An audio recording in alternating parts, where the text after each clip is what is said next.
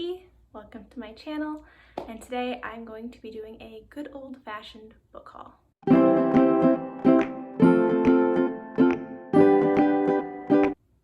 Okay, so after Christmas I had a lot of gift cards because people know I like to read.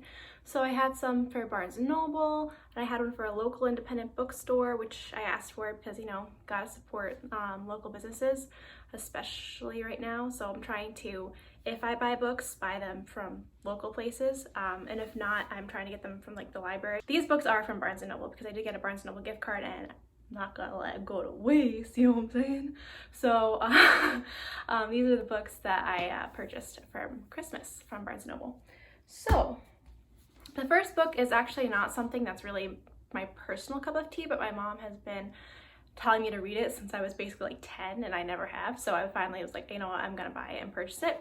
It's called The Clan of the Cave Bears, and it's a very long series apparently about, it's the first of novel in the series. It's called a first children's series, and it's by Jean M. Auel, and it is about a girl who is orphaned like back in prehistoric times during the Ice Age, and she finds herself adopted, I guess, by this clan that is not her clan. It's the Clan of the Cave Bears, and she has to learn to live with them. She's like high-spirited, and I guess she gets into a lot of adventures before they start accepting her. Yeah, so that's what this one's about, and I'm actually kind of excited to read it. It's chunkster with like tiny little words, so hopefully I get along with it because it might be a long read. But yeah, I'm excited to read it because I do like adventure stories, and you know, it should be fun. So I'm hoping it's a good one. Next is also an experiment. I decided to push myself out of my comfort zone this year, while starting this year. So I bought a couple of books that I wouldn't normally buy. So manga, gonna keep saying both ways because I still don't know what it is. If somebody does, please tell me. I'm begging you. But anyway, I'll try to look it up. I don't know. So the first one I got was the first in Attack on Titan because my boyfriend really loves this anime, and I tried to get into it with him, but it's too much gore and too scary for my little heart. So I decided to try the manga because one, why not? And two, like, there can't be any jump scares. There's no scary music. So if it's much less likely to scare me out of my wits. So I did start it, and it's actually really good. And I had watched the first episode, so the first half of this manga, I did know everything that was going to happen. So, but it was, again, much less scary and much more intriguing to the storyline. So I'm thinking I might get along with the manga much more than I did the anime. And if I can get along with the manga, I might try the anime again because I'll know what's gonna happen, so I can't be scared. So yeah, that's this one. And then an anime that I do love because I'm a basic bitch, well, I probably say that a lot because I am, is the first three of the My Hero Academia series, which I love. But I've been rewatching it lately, and I never realized how much Midoriya is a crybaby, but he is.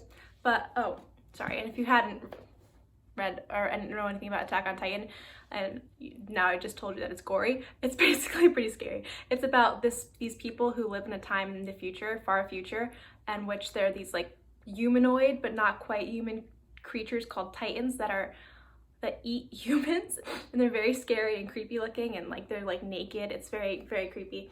And they built this city, this walled city, to protect themselves, and it starts out with a Titan that's giant, way bigger than all the other Titans, and it breaks through the wall. So that's where it starts out, and I don't really know where it goes from there because I haven't gotten any further.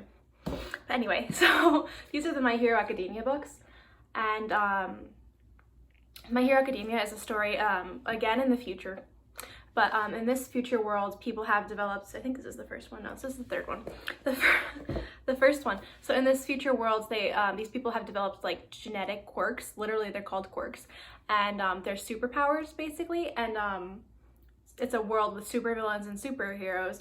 And this one kid, his name is Midoriya, the main protagonist, he is born without any powers, but his dream, until he was 4, which is when he found out he had no powers, was to be a hero, but he never gives up on it.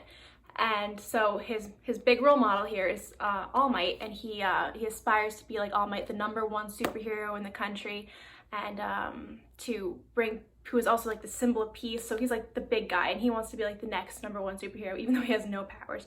So basically it starts from there, and he encounters his idol, All Might, and that encounter leads to him going off to, I guess, like not straight to like the superhero high school, but he does somehow develop powers because of this encounter, which you'll know if you watch or read the manga. So yeah, it's pretty fun. It's really fun because who doesn't like superheroes? I mean, they're really fun to like watch interact and all the powers. I love a good action scene, even though like not even like the action. I love like watching people who kick butt. I don't know. It's fun to watch badass people, so I really enjoy the series. All right, and now I have like 2 books. I didn't buy any like really regular literary fiction books, which is like my usual cup of tea, but anyway, the next book I acquired is Rilke's, I'm so bad at pronunciation, please forgive me, Book of Hours, Love Poems to God, which this was recommended to me by Emmy from her channel Emmy. She's like, well, not recommend really to me, I guess more to her general audience. She came highly recommended, and I love her channel. She's really fun to watch, so you know, it's a good channel. And anyway, so this is a book of poetry, obviously, and I don't really know much about it other than it's supposedly beautiful writing. It's got both the German original and then the English translation on the other page, which I think is really cool because I mean I know nothing about German, but I have a similar book like this with the translation and the original for Pablo Neruda, and I really enjoy it. But again, I know basic Spanish from high school, so maybe that's why I enjoy that one, and maybe I'll learn German, who knows. But anyway, the poetry seems good, and I love that it's love poems to God.